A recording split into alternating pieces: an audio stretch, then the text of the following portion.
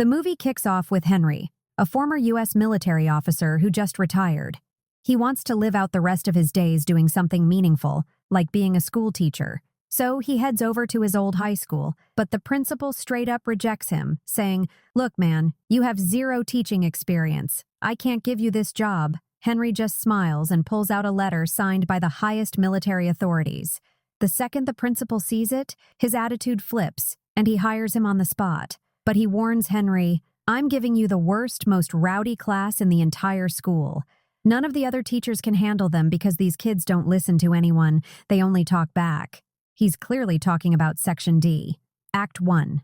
The chaotic classroom. So, Henry gets the job. The next day, he walks into the classroom to meet these wild kids. But guess what?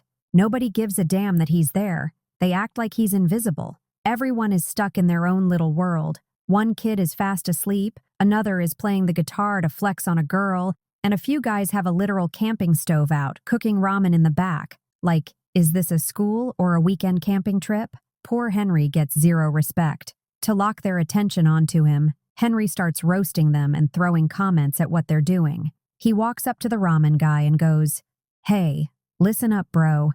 Good ramen doesn't take 2 minutes. It takes 10. Let me show you how it's done." Just like that, he gets the whole room looking at him. He introduces himself and writes his name and phone number on the board. But his handwriting is an absolute mess. The kids start pointing, laughing, and making fun of him. Right then, one of the students actually calls the number on the board and whispers, "Hey, shut up and get the hell out of here." Henry just takes it as a joke and laughs it off. Seeing him laugh, the troublemakers go right back to ignoring him and doing their own thing. Henry realizes playtime is over. He takes a piece of chalk, snaps it into a rubber band, and aims right at the overhead fire sprinkler. Boom! Perfect shot. The sprinkler shatters and water blasts everywhere, drenching the entire class. As the kids scramble up in absolute shock, staring at him, Henry finally welcomes them to his class. Boom. Attention secured. Once class gets out, a group of the 5 lowest-ranked backbenchers sneak into the sports locker room to smoke cigarettes. The leader of this crew is Jack, who has a massive crush on a girl from a senior class. The second his buddies find out, they start teasing him mercilessly.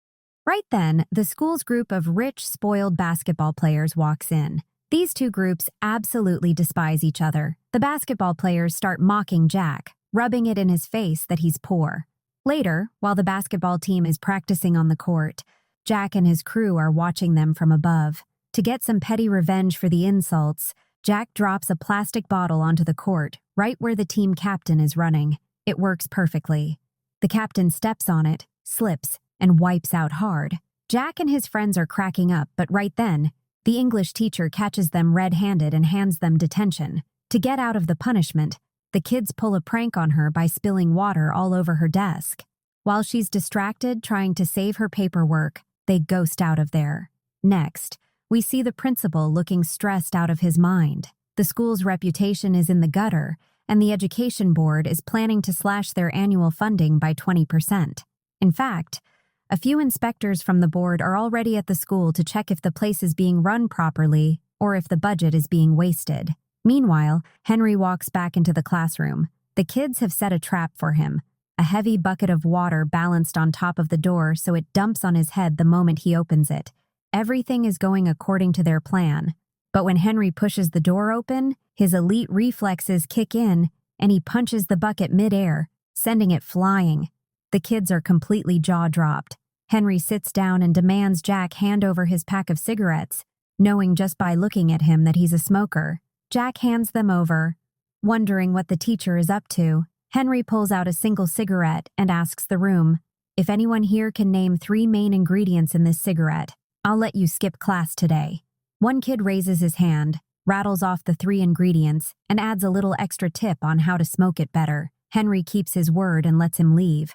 Seeing this, the rest of the kids start banging on their desks, demanding a chance to skip class too. So, Henry hands out a cigarette to each student and asks them what smoking actually does to the body. He knew a boring lecture wouldn't work, so he visually explains how tar and nicotine rot your lungs. For the first time ever, the whole class is locked in, genuinely paying attention. When the bell rings, Henry tells them to hand the cigarettes back. Jack and his crew have no choice but to surrender them. Talk about a flawless tactical move. Later that day in the cafeteria, the basketball captain trips Bruce, one of Jack's best friends. And just like that, an all-out riot breaks out. Chairs and tables are flying everywhere. Because of the chaos, the school authorities automatically blame the poor kids and suspend the 5 students from Henry's class. When Henry walks out of the principal's office, he finds Jack trying to fight the basketball players again. Henry restrains him, telling him to cool down, but Jack yells in frustration, "This school is rigged! They never punish the rich kids! Education is bought and paid for here!" After hours, Henry decides to dig into the personal files of those 5 suspended students to understand what's really going on with them. Jufa. He's the son of a Pakistani immigrant. Because of his background, he faces constant discrimination and prejudice. His neighbors have even falsely accused him of theft and called the cops on him multiple times. Despite the trauma, Jufa pours all his pain into music, dreaming of becoming a great musician one day. Donnie. Her dad completely resents her because he desperately wanted a son. When her little brother was born, the parents treated him like a king while completely ignoring Donnie. To win her dad's love, Donnie started playing car games, dressing like a boy, and even cut her hair short. But nothing worked, and that neglect turned into deep resentment. Chris. Their mom ran away with another man when they were kids, which drove their dad into severe alcoholism.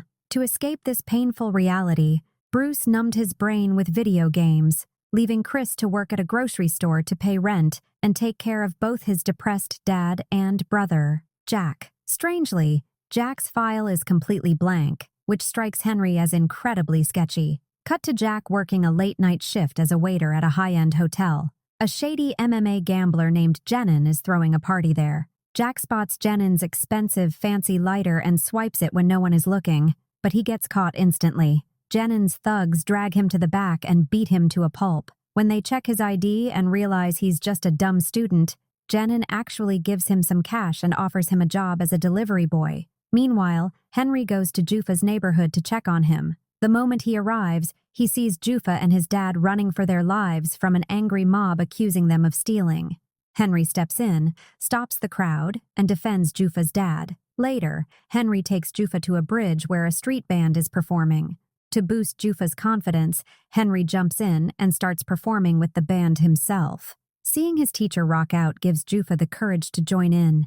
He plays his heart out, performing in front of a real crowd for the first time in his life. Next, we see Bruce and Chris at home.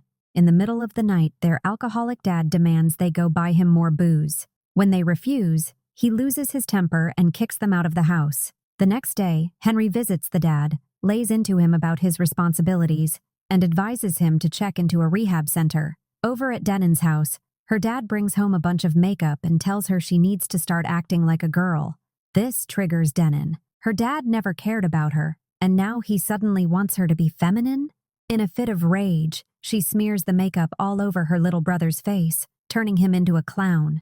She snatches the car keys and storms out. While driving recklessly, she almost hits Henry. Henry stops her and says, "Driving without a license is illegal, kid. If you want to drive fast, come with me." He takes her go-kart racing, but he secretly invited her dad too. He wants them to settle their beef on the track.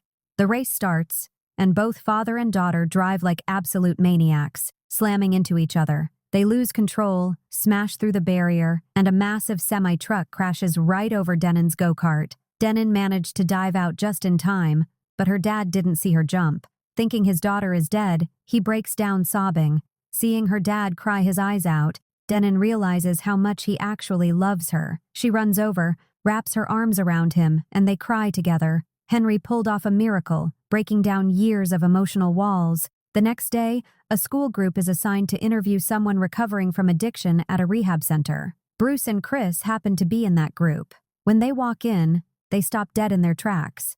The man they are interviewing is their own father. The students ask him why he started drinking. He looks right at his sons and explains that his wife abandoned him during his darkest hour, and he turned to the bottle to numb the pain, forgetting he had 2 sons who depended on him. He doesn't explicitly out them to the class, but he sincerely begs for their forgiveness. Chris and Bruce both break down crying. Meanwhile, Jack has started working directly for the gambler Chen.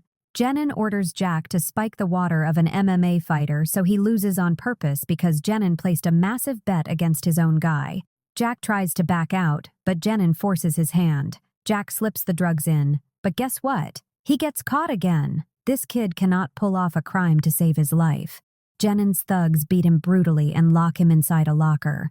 A little while later, Henry arrives looking for Jack. When one of the thugs tells him to get lost, Jack hears Henry's voice and screams for help from inside the locker. Henry shifts into full commando mode. No more talking. He single-handedly takes down the entire room and knocks out their top professional MMA fighter cold. The rest of the gang panics and runs. Henry takes Jack to the hospital. While getting bandaged up, Jack wants to confess to the police, but Jenin shows up and tries to bribe them with a bag of cash to keep his illegal ring a secret. This time, Jack rejects the money. The next morning, the news spreads like wildfire. A school teacher took down a professional MMA fighter to save his student. Henry becomes an overnight legend, and the kids give him a standing ovation. Right here, we get a flashback to Henry's own school days. Turns out, Henry was a massive troublemaker too. During a school recital, he threw water balloons at a classmate playing a piano solo. A fight broke out, and Henry accidentally knocked a heavy stone statue onto the kid's hand, crushing his fingers. Henry was expelled and sent to the U.S. Henry never forgot his own mistakes, which is why he understood Section D so well. Back in the present, now we cut to Henry in the classroom, where all the students absolutely respect him. When he teaches, they give him their full attention, grinding hard to prepare for their upcoming college entrance exams. But while everyone else was putting in serious work, Bruce was the only one failing to focus on his studies, and that was because he had fallen into a drug habit. We later find out that while Jack had turned to video games to escape his family responsibilities, Bruce had started doing drugs because of the intense stress from his own family. Eventually, it turned into a full-blown addiction, which is why he couldn't focus on his studies and started bombing his mock tests. Seeing him in this state, Henry promises to help him out. But as time went on, Bruce's condition only got worse, until he finally spiraled into a deep depression and jumped off his balcony. When he's rushed to the hospital, they find out he's fallen into a coma. Soon after, the media twists the entire story for the public, putting all the blame for Bruce's jump straight on the school and Henry. Because of the backlash, Henry is called in by the school board, and they revoke his teaching license. Just like that, Henry is forced to leave the school. But as he's walking away, a crowd of students tries to stop him from leaving. They love him, and they're completely devastated to see him go. That's when the students make a decision. They're going to ace their upcoming exams to prove to the school board that Henry is an incredible teacher. From that day on, they double down and study twice as hard. Finally, exam day arrives. Jack, Bruce, and the rest of the class get a text message from Henry's phone asking them to meet him at the school before the test starts. But when the kids show up, they realize it was all a setup by Jianin. He wanted to teach Henry a lesson, so he locks all the students inside the school so they'll miss their exam, ensuring Henry can never make a comeback. A little later, Henry arrives at the school and finds out exactly what Jianin has done to his students. Without wasting a second, he rushes toward Jianin, fights off all of his thugs, and completely frees the students. The kids quickly sprint out to make it to their exam on time. But back at the school, Henry is still locked in a brutal fight with Jianin. Now, Jenin looks at him with pure hatred and yells, "I'm the kid whose hand you smashed. Because of you, I could never enter music competitions or play the piano again. My entire life was ruined, and it's all your fault." Henry tries to reason with him. "I was an idiot kid. It was a horrible accident, and I am so sorry." But Jenin attacks him with a knife. They have a brutal fight. Finally, Henry gets the upper hand, pins him down, and raises a knife to finish it. But at the last second, Henry stops. He drops the knife, asks for forgiveness for his childhood mistake, and walks away. The kids make it to the exam hall just in time and nail their papers. A few weeks later, the results come out. Their school ranked incredibly high. The education board is so impressed, they grant the school a 20% bonus funding package, making the principal jump for joy. We also see that Jenin has forgiven the past and started practicing the piano again, while Bruce makes a swift recovery in the hospital, promising to clear his exams next time. Best of all, Henry gets his teaching license reinstated, and that's where our story wraps up. Alright guys, if you enjoyed this video, make sure to hit that like button, share it with your friends, and definitely subscribe to the channel for more wild movie recaps.